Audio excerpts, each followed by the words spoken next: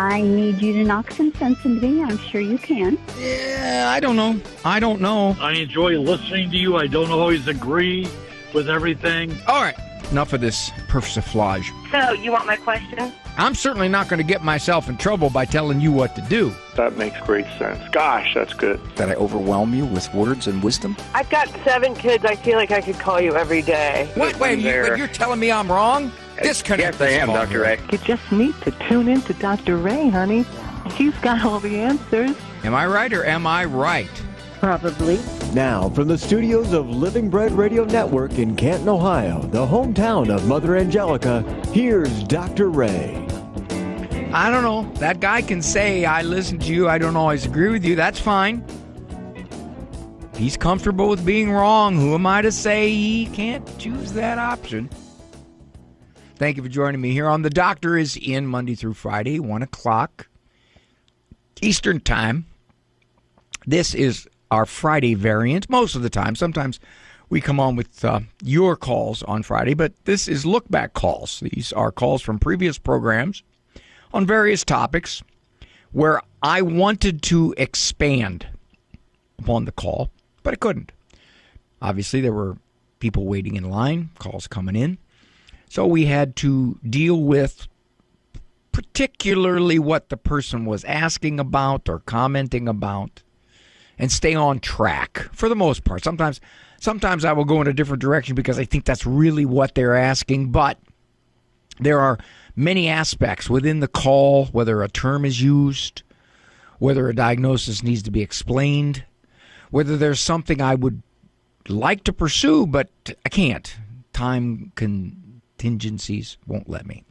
So, obviously, there are many, many ways you can pursue any different call.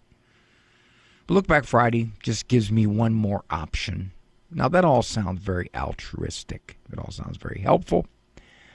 But if you want to get down to it, as St. Thomas Aquinas says, you want to know motives, follow the self. My self-motive is I just want to talk more. That's it. So, we will get to those calls. I have a friend who has since retired from teaching.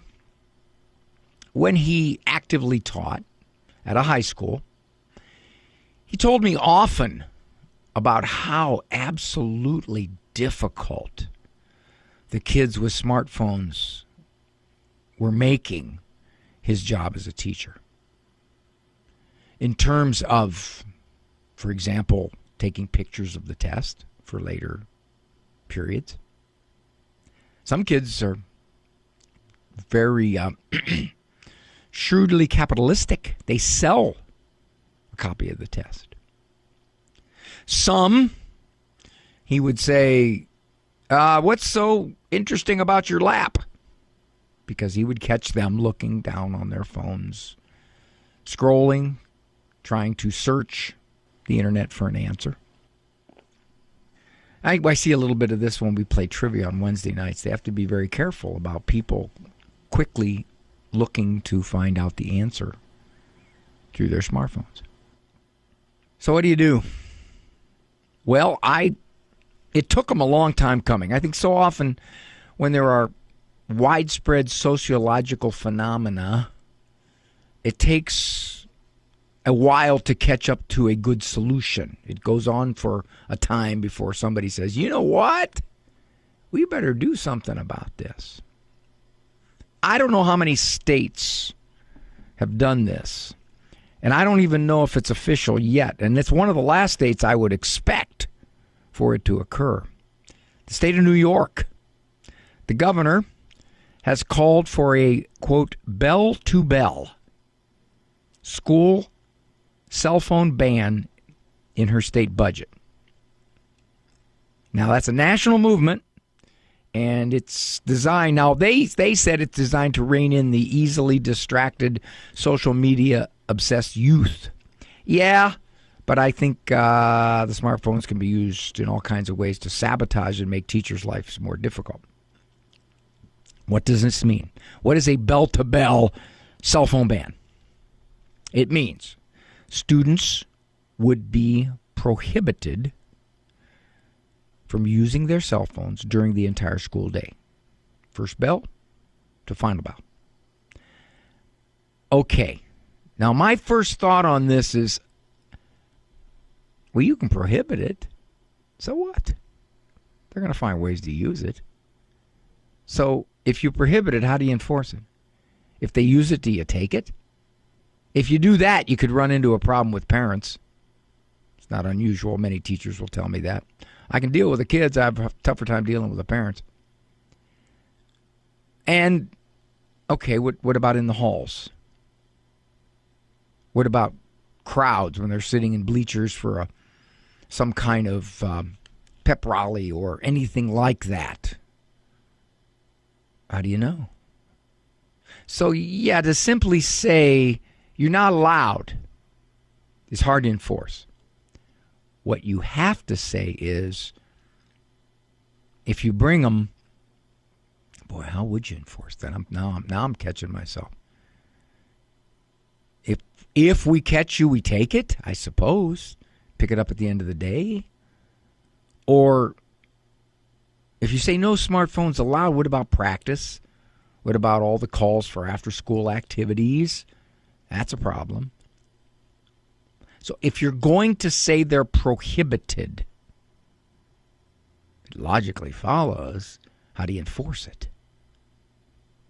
It's a start. I personally would like something along the lines of, if you bring it, it is turned in, we put your name on it, and it's kept somewhere. That's a lot of administrative complications. Her $254 billion state budget, which includes the bell-to-bell ban in schools, has been reached. In other words, it's going to go into effect. The governor reportedly said, and they labeled this the distraction-free policy, is going into effect next school year. Goals to help protect kids from addictive technology and improve their mental health. Well, that's true. I mean, this stuff just grabs kids. And it does. It's been associated probably in not a correlative way, a causative way, with declining mental health. Governor is quoted as saying this: protecting our communities requires more than streets where people feel safe. We need classrooms where young minds can flourish. And that means eliminating once and for all the digital distractions that steal our kids' attention. As a side comment, with the absolute fast-paced movement of the stuff that goes through smartphones, and with the algorithms that are designed to put before kids' eyes stuff that they would be radically interested in because they have searched similar things, by extension, it's getting very difficult for teachers to keep kids' attention, even if the phone's not there, because educating in a classroom for these kids is among the slowest moving, quote-unquote, most boring thing comparatively to what smartphones can do to your attention. You know, there's only one thing more boring to these kids by comparison. Mass. Going to mass. Look at kids 14, 15, 16 in mass. Many of them just stand there. Pillars of salt. No response. Nothing. Getting through it. This is really boring. Who writes the priests' monologues? These are the same prayers. She goes on, we protected our kids before from cigarettes, alcohol, and drunk driving, and now we're going to protect them from addictive technology designed to hijack their attention. She's right. I mean, she's flat out right. She told CBS News, a bell-to-bell ban, morning until the day is over, is not going to hurt your kids. It's going to help them emerge with stronger mental health and resiliency.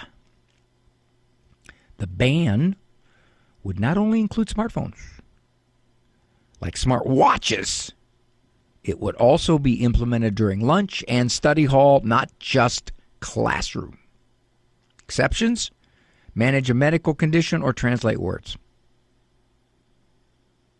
The policy would require schools to be sure that parents can get in touch with their child during the day if needed, which shouldn't be too tough, as parents can simply call the school like they did in the days before cell phones. Again, back upon how do you enforce it?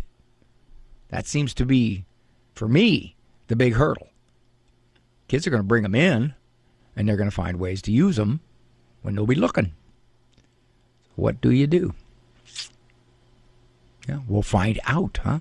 All right, when we come back, see where I'm going to go.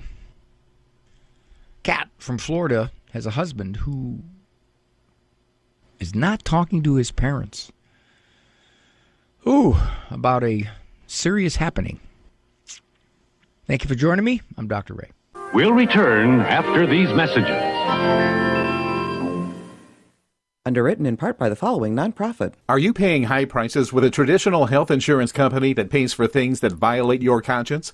There's an alternative available. Solidarity HealthShare is a community of faithful individuals and families that never share into immoral medical services, all while saving you money with prices starting as low as $85 per month for singles and $512 for families. Never fund another abortion with your healthcare dollars. Call 844-313-4999 to learn more. Do you own popular index mutual funds or ETFs?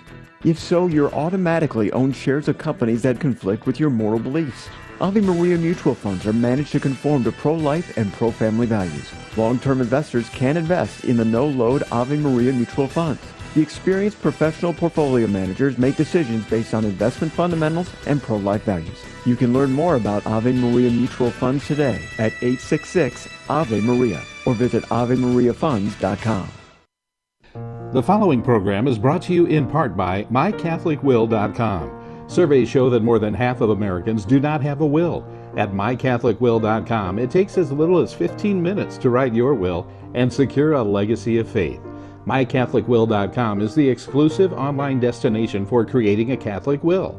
The process of writing a will is simple and now more accessible than ever. MyCatholicWill.com, a legacy of faith for those you love. You like pizza? Me too. And for that, we can thank our friend, Tom Monahan. First, he starts with $900 and opens one pizza shop. Then it's worldwide, thousands of shops. But all this was just a warm-up for his greatest achievement yet. He built a university. God inspired Tom to build up generations of men and women who have a hunger to reach the world for Christ. This place is Ave Maria University. Visit avemaria.edu to see what's next.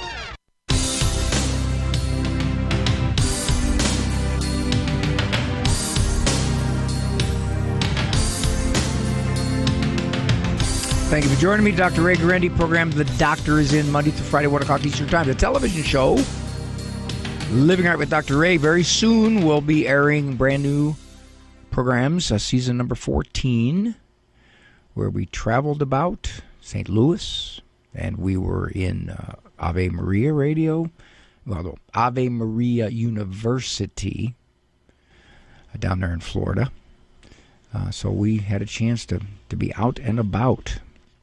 So, Kat from Florida says her husband is not talking to his parents. We got to find out what the backstory is.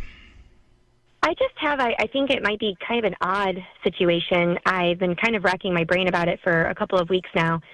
My in-laws came to visit me and my husband and our child, and we generally have kind of an awkward relationship with them. We raise our family in a Catholic family. They are part of the Baptist ministry, so they're uncomfortable with my rosaries and my pictures of Mary, et cetera, et cetera. But we've all learned to, just not really talk about it. That way it's not something that becomes contentious. And there was a little bit of a kind of a weird air. That's all I could say. There was a weird energy that was happening. I thought it was about the religious aspects, and so I just kind of kept to myself a little bit more than I normally would. And while I was keeping to myself, my husband had a very pointed conversation with his parents, wherein Catholicism was brought up, but then a whole can of worms was opened. And my mother-in-law told my husband that she was sexually abused as a child multiple times by her brother. My husband was obviously very upset to hear this. This opened a larger conversation with his parents about how he was raised in the Baptist ministry, where his uncle, who was the abuser, was part of the hierarchy of the church there, all sorts of things. Long story short with this, they're not speaking now. My in-laws and my husband haven't spoken for over 2 weeks. I don't know how to help. It's really challenging because my husband, I think, is seeing things from his childhood that never really made sense, that he's kind of connecting the dots to some of this abuse that his mother experienced, the way that their household was run, their parenting styles towards my husband and his sibling. So anyway, I don't really know what to do. I want to be a peacemaker, but this seems so far beyond my pay grade and my abilities, and I just want to be the kind of spouse and the kind of Catholic that helps him through this, but I don't know where to start. How did it escalate so that they're not talking to each other? Well, were they fighting? Yeah, and it started because this is so complex, but my father-in-law had made a comment to me about Pope Gregory, okay, and so it was just very odd, and I know a lot about the history of the church, and so I pushed back a little bit, and that caused my husband then to the next day confront him and say, why did you do this? What was the point? And then they started arguing about Catholicism, and then that somehow, I wasn't there for this part because I was trying to keep to myself.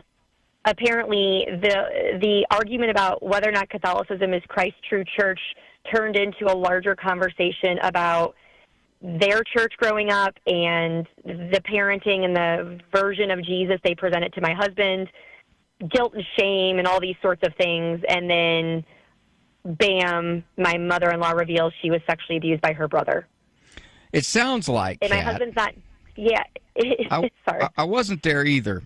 But my guess would be that somehow your husband was saying, this is some of the junk that I went through growing up, and his dad was sort of sticking up for mom, saying, well, you don't know the whole story because your mom had a lot of trauma in her life, and that's how it probably came out.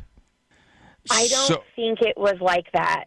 What? You're telling me I'm wrong. Kat, you're telling me I'm wrong? Hold on a second. I just have to get it. I have to sip water here and calm myself down. That sounds like a good explanation, but from what I understand, it sounds almost like my father-in-law maybe doesn't believe that this happened to his wife. And if he does, he's kind of indifferent or maybe just doesn't have the skill set to deal with it. And my husband was getting upset because he didn't understand why he knew this uncle. He said, if this uncle abused you, Mom, why was he in our lives all the time? Why was I left alone with him? Why was my sibling left alone with him? Why was he in charge of our church? And I think this turned into a larger conversation about how he grew up, and he was really upset. And here's the direction we got to go, Kat. Here's the direction we got to go. You only have influence over your husband. You don't have influence over them. Yes. And they feel attacked. They feel that your husband just radically questioned not only their parenthood, but their personhood and their religioushood. So he really went at them in their mind. So you might want to go at your husband and say, okay, we don't really have the right to not talk to your parents. At this point, they're not of any danger to us. We may not like who they are or their opinions about things. And we may have to let their religious comments go in one ear and out the other. But at the same time, what would stop you from just going to them and apologizing? And if they throw the apology back at you, then you at least can be at peace knowing I did what I needed to do from the fourth commandment and from our Lord's commandment to love. That's all. I'm not saying they're not difficult. I'm not saying they're not pains in the butts.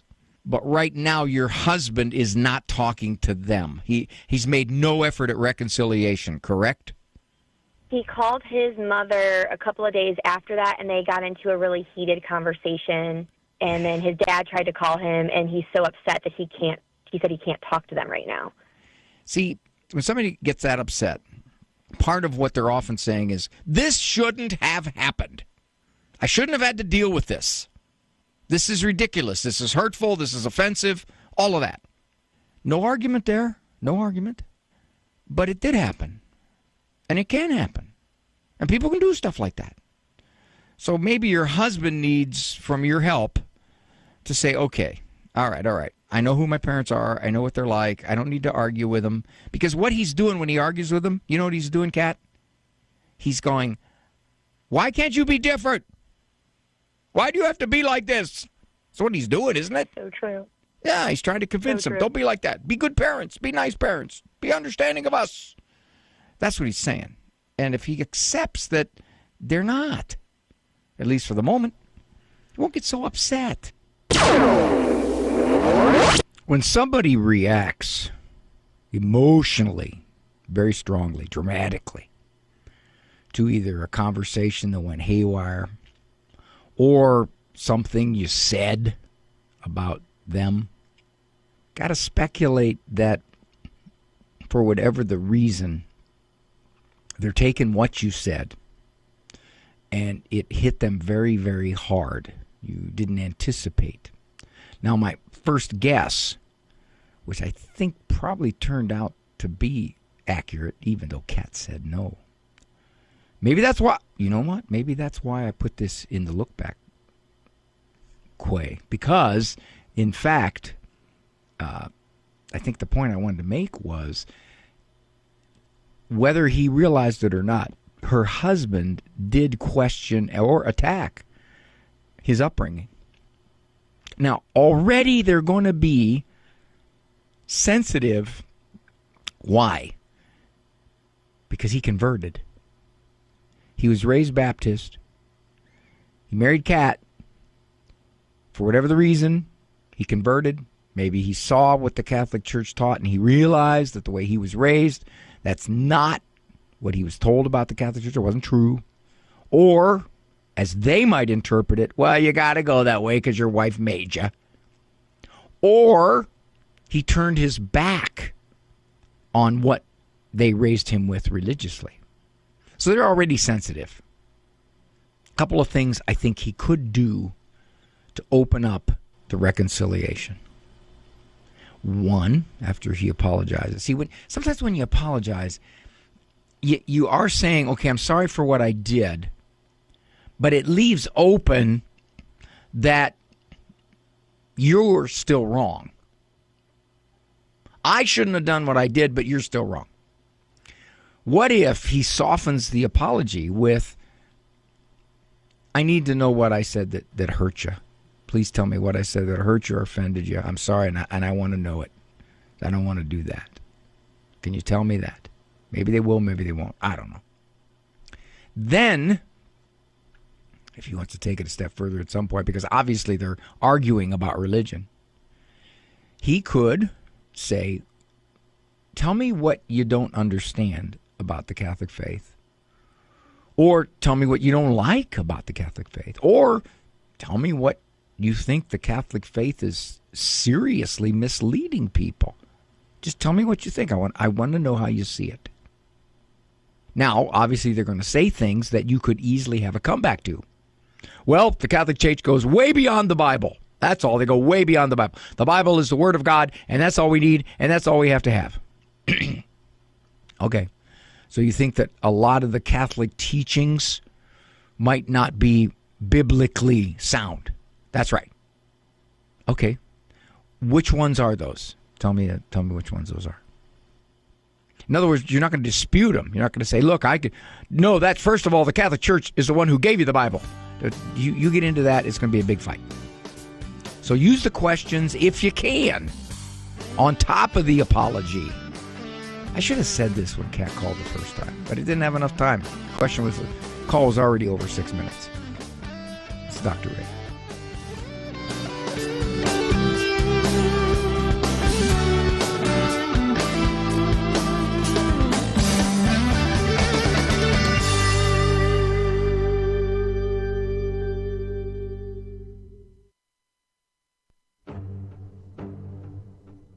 #60 on 10 with Monsignor Charles Pope. The seventh commandment, You shall not steal. The seventh commandment forbids theft, that is, unjustly taking or keeping another's property against the reasonable will of the owner. It also prohibits deliberate retention of goods lent or of objects lost. It prohibits business fraud, paying unjust wages, forcing up prices, and taking advantage of the ignorance or the hardship of another person. It prohibits the appropriation and use for private purposes of common goods. Also, work poorly done, tax evasion, forgery of checks, invoices, excessive expenses, and waste. Under the seventh commandment is also tucked our social justice teachings, because if I have two coats, one of them belongs to the poor, and I reasonably ought to give what belongs to them, because God gave all the goods of this world for all the people of this world. For more about the Ten Commandments, visit EWTNRC.com.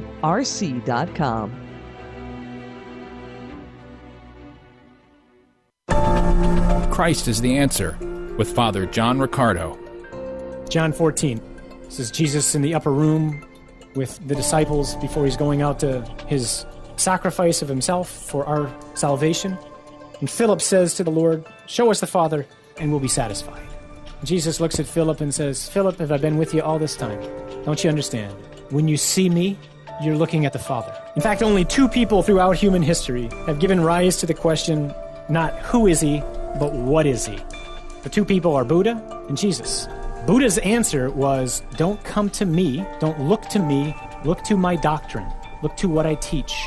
Jesus' answer was, come to me, all you who are weary and heavy laden, and take my yoke upon you and learn from me, for I am gentle and humble of heart.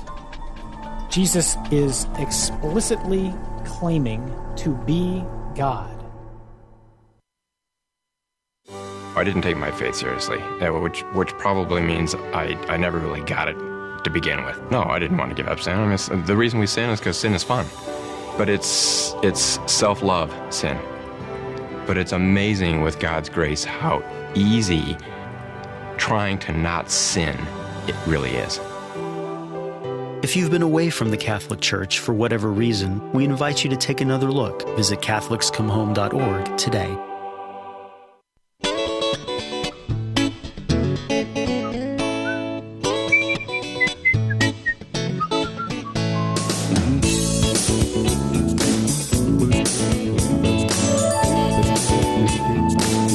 Thank you for joining me here. I'm Dr. Ray Guarendi. Program.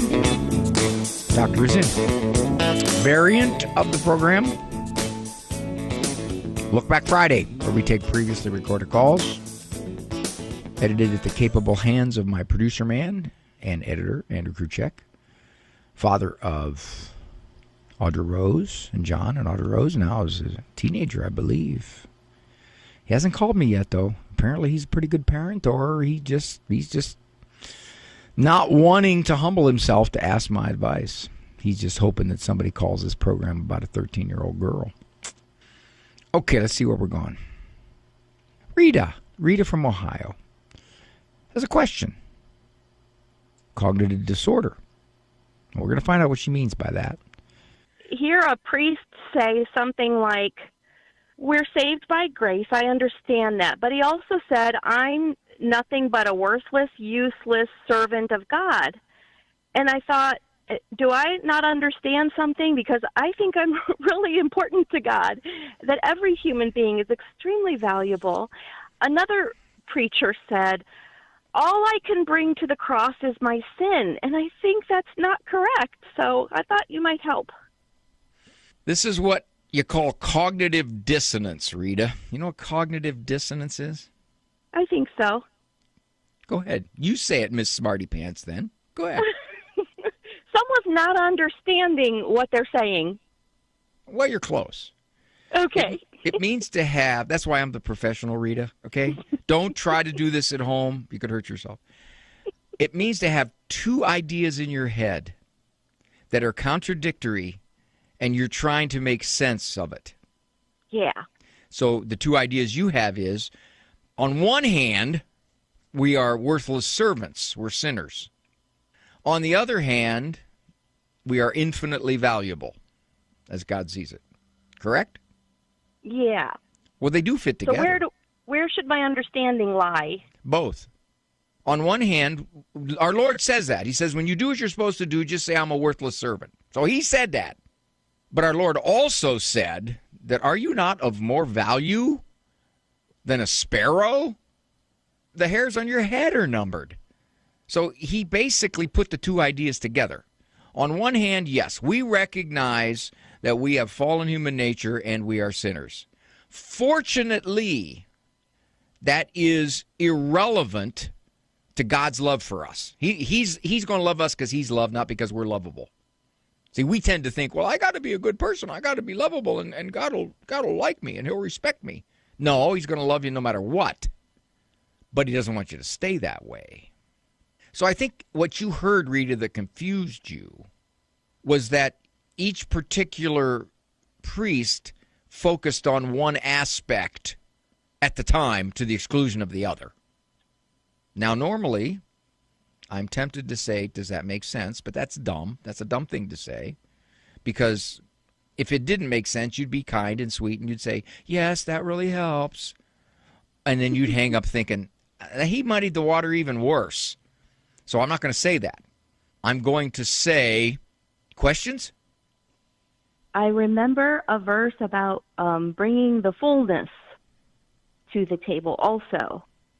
The Catholic understanding of what you're talking about is a bit different than what you might call fundamental or Baptist or even evangelical understanding.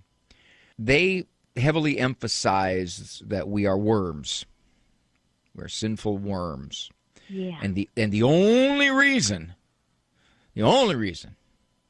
that we are worthwhile in God's eyes is because the mantle of Jesus Christ in him dying for our sins is thrown over us. Martin Luther said, we are dunghills covered with snow. That's not how the Catholic Church looks at it. The Catholic Church has a much broader understanding of Scripture. Essentially, yes, we are sinners, but by God's grace, we can actually become more saint-like. And there's an ontological, and that's a fancy word. I think I'm using it right, but I don't know what it means. There's an ontological change in us. We actually become more saint-like human beings because of God's grace. It isn't just a matter of we're going to be wretched, putrid, smelling, foul sinners no matter what. And it's a good thing Christ died for us because that's all we got. The Catholic Church doesn't see it that way. On one hand, yes, Christ died for us, but on the other hand, we have the grace to continue to get closer to him. So your understanding is good. Worthless, useless servant of God, the only thing I can bring to the cross is my sin. I would want to know the context that Rita heard that in. We have a proclivity, a bias, an inclination to lock into what is said if it immediately affects us personally. So for Rita, she was kind of shocked to hear, wait a minute, I don't think I'm a wretch. I don't think I'm a horrid person. And as soon as she heard that, maybe she didn't hear anything else because it sent her immediately into trying to make sense of it. So that's the point I wanted to make here. The other point, of course, I made during the call, which is the church says by God's grace, we can become more Christ-like. That's scriptural too. So we don't necessarily stay worthless, wretched human beings. We are sinners. That's a bit different because we still have infinite value in God's eyes. That's why the self-esteem movement falls short. Self-esteem movement says Ray Guarendi's a good guy because Ray Guarendi says Ray Guarendi's a good guy. What kind of evidence is that? The Christians have much, much more solid, stable self-images that don't rise and fall on the basis of our competence or on the basis of our achievements or on the basis of our self-perspective. Ours is tied to the fact that the creator of the universe has declared us infinitely valuable. And so despite all our frailties and shortcomings, and that's why we're thrown back on cognitive dissonance. I can't really understand how God looks at us that way. That's because we're wired into this body and this kind of thinking that essentially says to be loved, you must be somewhat lovable. You know, God is the absolute apex of unconditional love, says, no, I love you because that's who I am. And by me doing that makes you lovable. So on one hand, yeah, you can say I'm a sinner. But on the other hand, I'm loved by my Father. And all you parents out there should understand that in a parallel way, huh?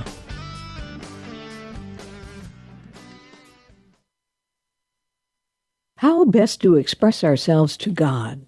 Our prayer takes flesh, says the Catholic Catechism, when we use mental or vocal words to talk to God, who speaks to us through His Word. Our heart must be involved in prayer. We must be present to Him whom we are addressing. Whether or not our prayer is heard depends not on the number of our words, says St. John Chrysostom, as the fervor of our souls. Vocal prayer is essential to the Christian life. Jesus taught the perfect vocal prayer, the Our Father, to His disciples. He prayed aloud the liturgical prayers in the synagogue. He also prayed aloud personally, exultantly praising the Father as well as expressing His agony in Gethsemane. Vocal prayer fits the needs of our human nature.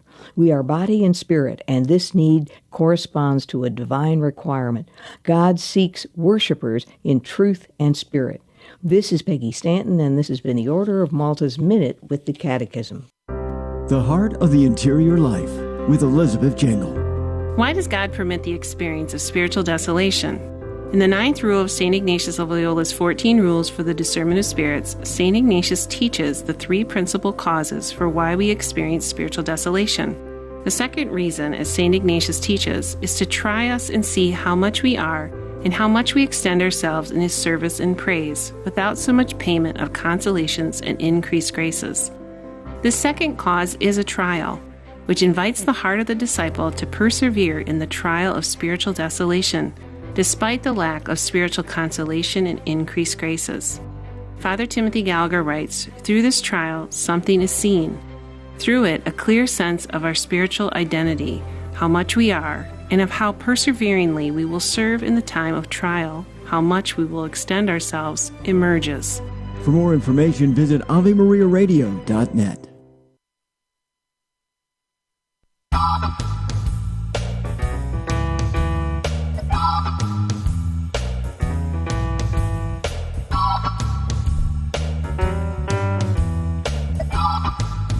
Sure sounds like a bass viol, not an electric guitar bass, because it's got that thumpy sound.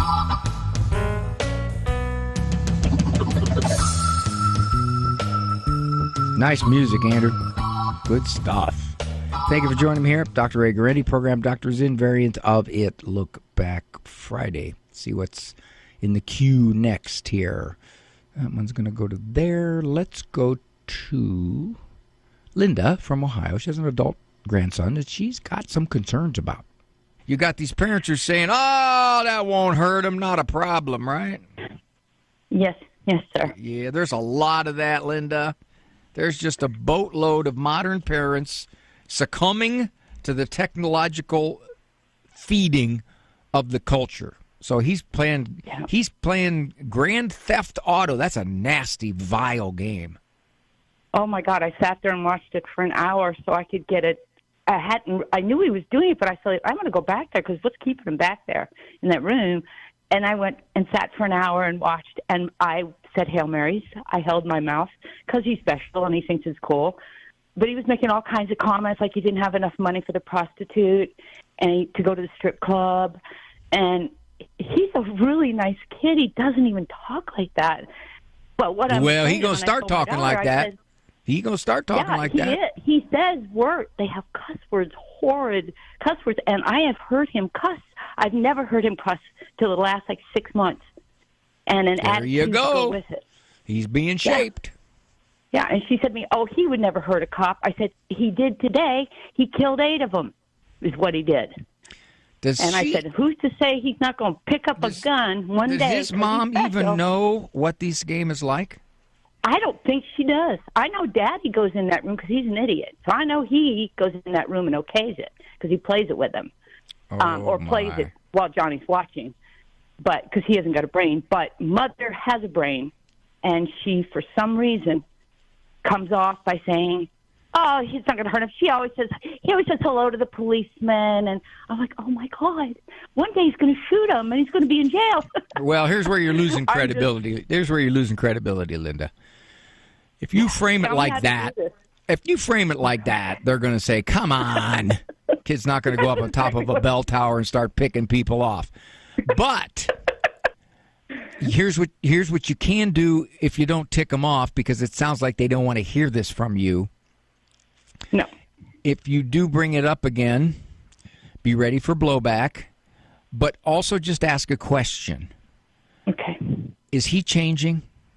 That's all. Yeah. Is he changing? And they might say, well, no, because they're going to defend themselves. See, they got to defend themselves, Linda, because they're allowing this to happen.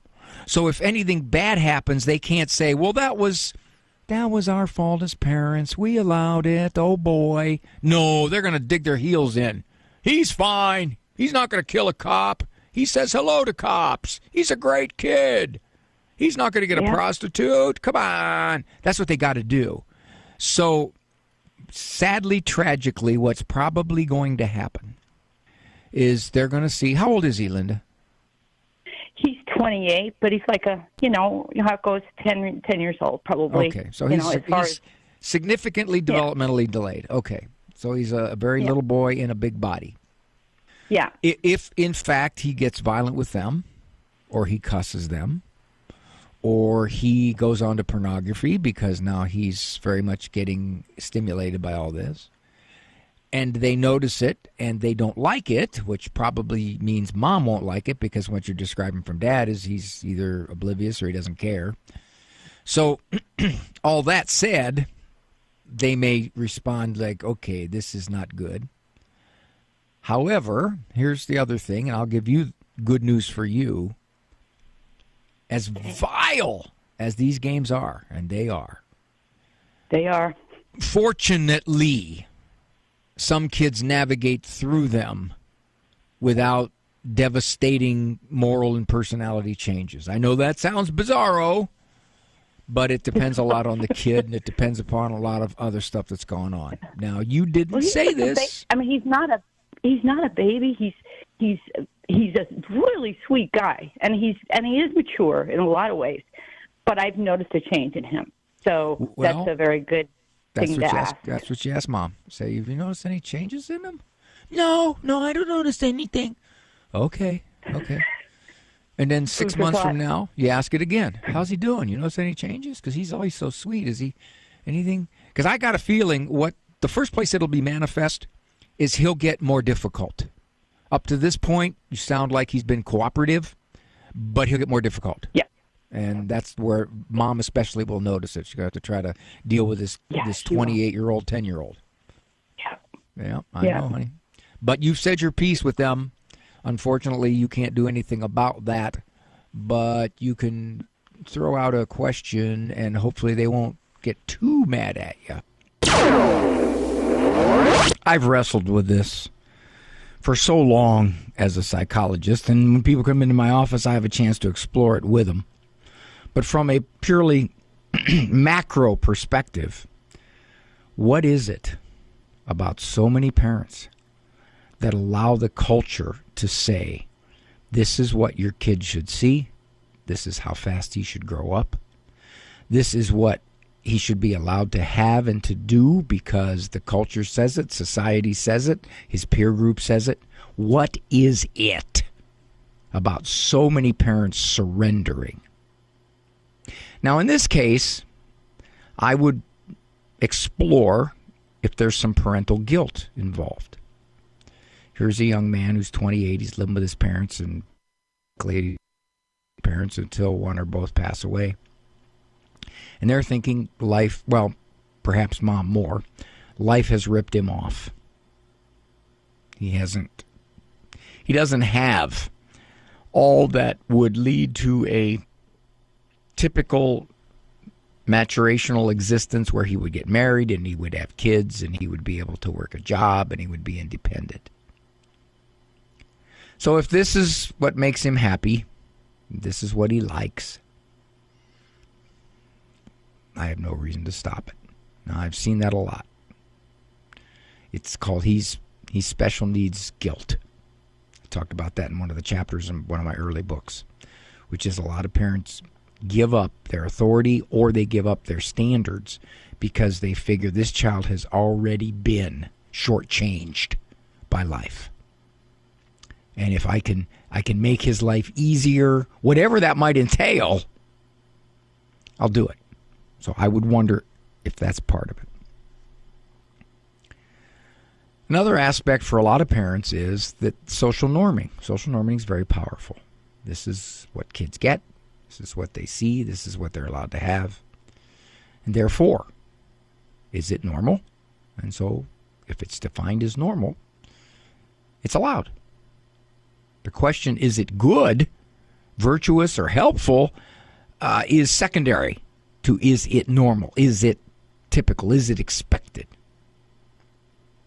I had a call once here on the program from a wife whose husband, now it's interesting, this young man here is 28, but because of his developmental delays, Grandma thinks he's roughly, again, this is a very gross generalization. You can't just put a number on somebody's maturity level, but she says he's definitely a youngster. He's definitely someplace in childhood.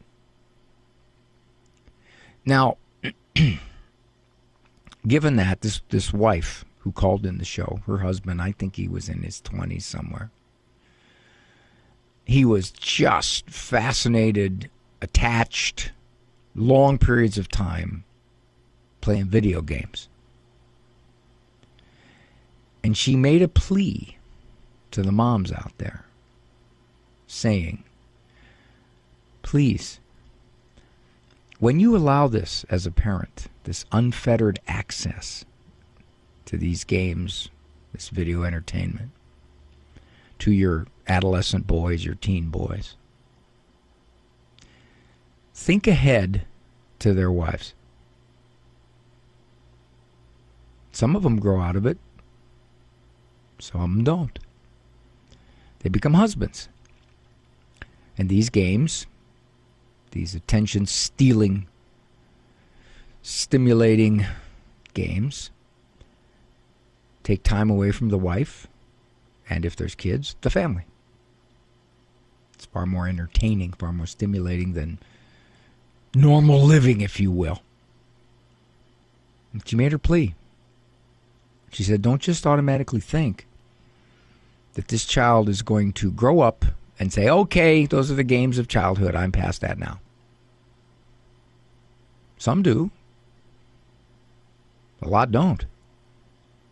She said, please think of their wives. You may be able to endure this, but think about what kind of husband or dad they might be. I put that in one of my books, Raising Upright Kids in an Upside Down World. I talked about the attachment that boys especially have to these games and these pieces of entertainment. I'm Dr. Ray. Do you own popular index mutual funds or ETFs? If so, you're automatically own shares of companies that conflict with your moral beliefs. Ave Maria mutual funds are managed to conform to pro-life and pro-family values. Long-term investors can invest in the no-load Ave Maria mutual funds. The experienced professional portfolio managers make decisions based on investment fundamentals and pro-life values. You can learn more about Ave Maria mutual funds today at 866-AVE-MARIA or visit AveMariaFunds.com. Hello, Steve Ray here from Footprints of God Pilgrimages. Want to celebrate some amazing anniversaries this year in France? We'll visit Normandy Beach to celebrate our heroic military for the 80th anniversary of D-Day. Also, the 100th anniversary of the canonization of St. Therese of Lisieux. Join us this October for our Saints and Shrines of France and a visit to the newly renovated Notre Dame Cathedral. Find the Ave Maria Radio travel tab at AveMariaRadio.net. He was a pope, a saint, and a doctor of the Church. Matthew Bunson and the Doctors of the Church. Pope St. Gregory I the Great is one of only 4 popes honored as the Great. Among his many achievements was sending missionaries across Northern Europe, especially St. Augustine of Canterbury, who brought Christ to the people of England. In a pun, Pope Gregory called the English people angels. He died in 604. For more about the Doctors of the Church, visit doctorsofthechurch.com. This program brought to you in part by Ave Maria, Florida, a big kind of small town where golf carts take you everywhere and there's always something fun around the corner. Discover championship golf, resort-style amenities, and a town center full of shopping and dining. With Ave Maria University and Ave Maria Catholic Church at its heart, it's a community full of connection and charm. More than 25 model homes are available for viewing. More information can be found at avemaria.com. That's avemaria.com.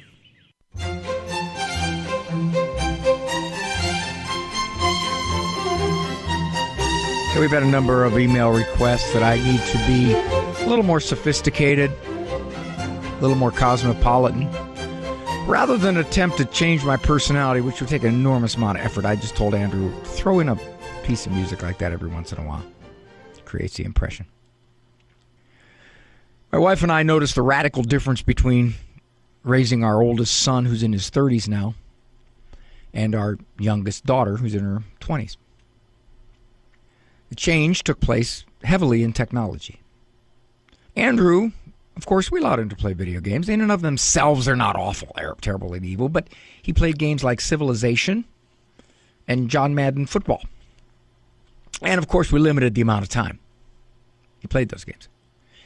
If there were games that he wanted or that somehow we found out that he either snuck them or went to somebody's house where they were, we would do something about it. It's going to be stopped. I don't want my son's innocence. I don't want his morality attacked. Now, the question becomes, of course, Grandma here was saying, you know, pick up a gun and shoot a cop. No, probably not. Probably not. The vast majority don't. But what they do is it inures them. They habituate to committing this kind of violence or seeing this kind of violence. The natural human tendency is to be squeamish about this kind of stuff. It's wired into us for survival. And you can deaden it by watching this stuff. That's what the research says. That's one of its big hidden effects, which is the idea that violence and hurting other people is something that for most people doesn't come naturally. It's not something that we're predisposed to. But the games in a steady diet can deaden that and make it less effective. Our protective devices that God put in us. So yeah, we didn't totally deny those games. Of course not. That's not something we're going to automatically say is terrible and awful. But the games were going to be limited.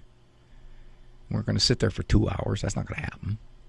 And you had to earn them. They weren't going to happen without your responsibilities being met, including academics and stuff around the house, and good conduct, all tied together.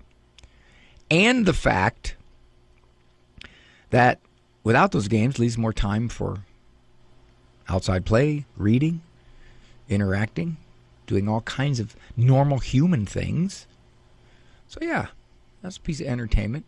Just kind of like in some ways as passive as me watching Mr. Jingling when I was a kid and Captain Penny. Those of you in Northeastern Ohio know what I'm talking about. But at the same time, anything that even smelled nasty and violent at all was not going to enter our house. Now, we didn't have a whole lot of trouble with that when Andrew was growing up because those games were really not roaring on to the social landscape like they have in the last 10, 15, 20 years. But they happened that way with our youngest daughter.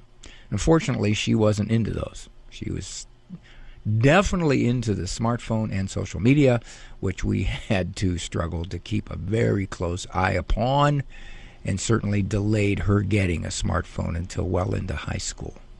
And even at that, we monitored it. So, did that guarantee we raise saints? No, of course not. There's a lot involved in what a personality looks like as an adult. However, I just don't want stuff working against me as a parent. Thank you for joining me here on The Doctor Is In. Thanks, Andrew Kruchek. Thanks to all of you as we sound the warnings to be strong. I'm Dr. Ray. Walk with God. Be easier to do if you don't let other stuff interfere. For information on Dr. Ray's presentations, books, and CDs, visit drray.com and follow him on Facebook and Instagram. The Doctor Is In is a co-production of Ave Maria Radio and EWTN Radio and carried across the EWTN Global Catholic Radio Network.